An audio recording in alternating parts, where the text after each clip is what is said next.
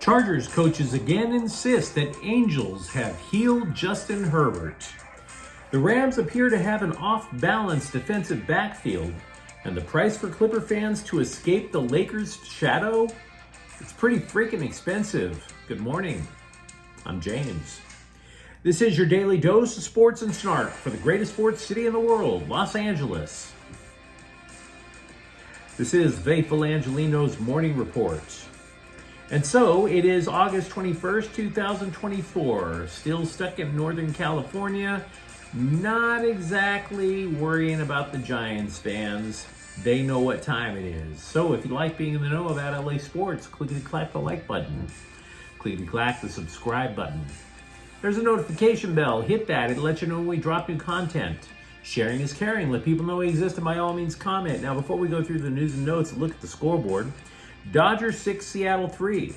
Max Muncy hit his second home run in as many nights. Jason Hayward broke a tie in the 8th with a 3-run home run. Dodgers keep their 3-game lead out in the West. Connecticut 69, Sparks 61. The Sparks are butt naked last in the WNBA. You know, there are polls that say 2/3 of the country believe the United States is going in the wrong direction. That pales in comparison to the percentage of people who think the Sparks are going the wrong way. But of course, that doesn't matter to the scribes, because some jackass with a pen told us, instead of telling us about the game, that injured rookie Cameron Brink sizzled in her bikini and a cane. She can't walk. For all we know, they might eventually amputate the leg, but damn it, those tanned abs, I tell you guys. Meanwhile, today, Seattle's still in town to play the Dodgers at 7. Jack Flaherty is 9-5 with an ERA of 3.06. Logan Gilbert 7-9 with a 2.96 ERA. Colorado's in town to play LAFC at 7 in the Leagues Cup semifinal. By the way, they're not going to amputate Cameron Brink's leg. I just wish for once somebody would ask, can she play? Not how does she look in heels? What do you say we get to the news? How relieved were the Chargers when Justin Herbert, who missed a couple of weeks with foot pain, finally took part in 11-on-11 drills yesterday? Well, here's a miracle for you. Quentin Johnston actually looked good. I know. I'm as shocked as you are. Which, of course, brings up the question, can you feel the power of the positivity? Feel it! Feel it! I mean, it's once again as if the angels that were singing in Jim Harbaugh's consciousness has spread across the entire team. Yes, those singing angels were back at it Tuesday. The visiting angels, if you will. They were visiting angels, they were singing angels. Just like in Matthew 26, when Jesus said that if he wanted to, he could ask God to send 12 legions of angels down on his behalf, but he did not do that because he wanted those angels to save their energy for Jim Harbaugh before the final preseason game in 2024. Yes, the apocalypse is nigh, the angels are coming, and they are all centered on the bottom of Justin Herbert's foot. It has gotten to the point where even offensive coordinator Greg Roman might be leading men's Bible study at the Crystal Cathedral. This is Roman yesterday, quote, "There was something. I don't know if it was angels, but there was this silhouette. The sun. I can't explain it. There was a moment, and I may have heard that too. I may have heard that too," unquote. I kid you not, Greg Roman citing powers beyond the mortal plane. The healing powers that were granted on Justin Herbert's foot. Now, I mean, I've read the Bible 13 times. I'm fascinated by it. I do believe in God. I'm just telling you, I think he has bigger fish to fry on a Sunday than the Chargers. I know you're supposed to climb Jacob's ladder to eventually get to heaven or something like that. I just didn't realize just how much Justin Herbert's foot played a role. Now, back to reality, Harbaugh did say that, quote, it could be, unquote, permanent to switch JT Woods from safety to cornerback. And if so, it actually might be a sneaky, brilliant move. Harbaugh said, quote, given he's long, athletic, fast, a guy with coverage skills, why would you not try that, unquote? Well, if you're Brandon Staley, you sure as hell wouldn't try that. Because you'd be too busy trying to fit a square peg into a round hole. The Chargers drafted Woods based on his athletic ability, to be honest. They thought his speed would enable him to cover a lot of ground if he played deep as a safety. Only while he had speed with his legs, the speed did not translate in terms of decision making. But you put him at corner, and he doesn't have to visualize the entire field. He could just focus in on the guy he's supposed to cover.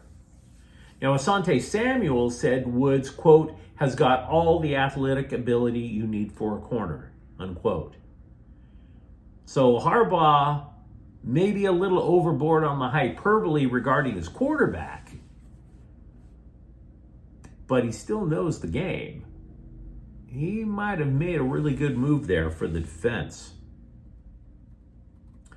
Speaking of questions in the defensive backfield, we look at the Rams. They waived defensive back Jerry Jacobs, and that sure didn't last long, did it? The dude was signed a month ago with the hope that maybe he could provide some depth after Darian Kendrick's knee exploded in a mushroom cloud of ligament fragments. Jacobs played for Detroit for 3 years. He participated in just one preseason game and did not record a stat. He was also released with an injury settlement, although we don't know what that injury is. Go figure. All I can say is what the Dodgers are to pitchers' elbows, SoFi Stadium is to the knees. But you have to wonder when you look at the Rams roster now, are they too light at cornerback and super deep at safety? See, because the way the roster might look, it's pretty doggone unbalanced. They could only have, say, 3 cornerbacks: Darius Williams, Tre'Davious White, and Kobe Durant. And then they've got 5 guys who are natural safeties: Cameron Curl, John Johnson, Quentin Lake, Russ Yeast, and Cameron Kinchins. Now, you could suggest that Lake and Yeast play more like nickel corners. Fair, but they just aren't actual corners. So it's a little bit of an unbalanced approach. I'm starting to think that the only reason Paul George has a podcast is just to poop on the Clippers. Having said that, I think he's running out of poop. I mean, I don't know if he took some sort of formula over at the vitamin shop to clean things out, like a nice cleanse.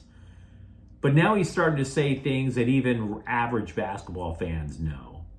He said on his show that the Clippers failed because they peaked too early. No, you're kidding. You can't keep the pace from January all through June? No. This is what the dude said. Quote, being out there with them, it was a presence that felt like we were going to win every game, every time we touched the floor. So I think that was the highlight, because you can't bottle that up. I wish you could bottle that up and be like, you know what? We figured it out. Let's hold off and take this to late April, early May. I feel like we peaked out, teams figured us out, and it went downhill from there, unquote. I'll take no kidding for 500, Alex. Meanwhile, if you're a Clipper fan, you have more than one reason to be disappointed. It's not just Paul George. One of the things that I used to love to do back in the day, I would spend an entire day at Staples Center over the weekend.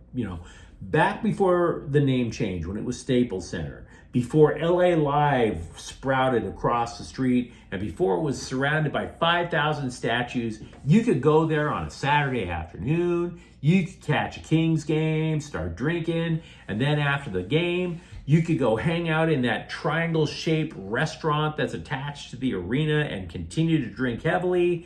And then, of course, the Clippers, you could just drop $20 as a nightcap and enjoy yourself. Sometimes just $10. And the Clippers knew it too, because their advertising for years was not based on watching the Clippers. It was based on who you would come and see play or, frankly, beat the hell out of the Clippers. Oh, you could come watch Kevin Garnett and the Celtics for $10. Sure, you'd have to see them face the Clippers, but it was still $10. Now that's no longer the case. Fans are facing sticker shock over Intuit Dome ticket prices. Opening night seats are going for more than $500. To which I say, what the hell did you expect? For decades, the Clippers were the cheapest entertainment option in town. Cheaper than a movie. Cheaper than a movie. Cheaper than a month of Netflix. Steve Ballmer dropped $2 billion on that arena so you guys could say that you're no longer in the Lakers' shadow. If you really want to be out of the Lakers' shadow, pony up that $500 there, Cecil. That's the price you got to pay. Pete Carroll is coming back to USC to teach. Okay. We don't know what he's going to teach. Carroll went on a sports talk radio show and said that even though he's supposed to be an advisor to the Seattle Seahawks, he's kept his distance from that team. He's actually been busy with other odd sports projects. He's been advising sports teams that don't play football. He's kind of like Ted Lasso in that sense. But we still don't know what the hell he's going to be teaching at USC when this class starts in the spring. I mean, I'll say this much. I would gladly pay tuition to find out how he kept his hair. I've done everything except pay a dude with a needle and thread to stitch my scalp. I mean, I'll gladly pay a tweaker to do that. You can see this up here. Dominic Harris has officially joined UCLA basketball. The transfer student announced his intention to do so in April, but you may have heard about this thing called academic standards. UCLA believes in that stuff. So it took a while. Harris has played for both Gonzaga and Loyola Marymount. He was a starter last year for the Lions. He averaged a little bit more than 14 points a game. We mentioned earlier about how the Sparks are trash and their top pick at this point is only useful for posting Instagram thirst trap pics. But once you turn on the fire hose and you spray away all the turd that's covered up one of the glamour franchises of the WNBA, if there is such a thing, you can say that they have at least found one keeper in rookie forward Rickea Jackson. She has scored at least 12 points in 10 of her last 11 games. So at least one player developed out of that mess. But you let me know what you think in the comments thread.